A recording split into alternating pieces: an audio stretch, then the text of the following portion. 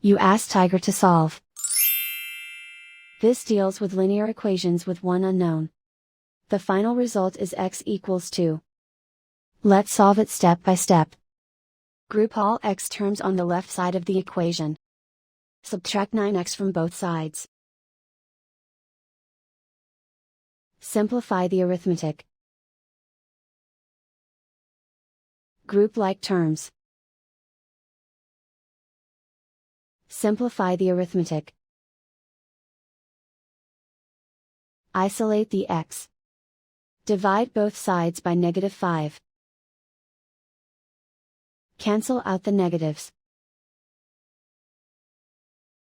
Simplify the fraction. Cancel out the negatives. Find the greatest common factor of the numerator and denominator. Factor out and cancel the greatest common factor.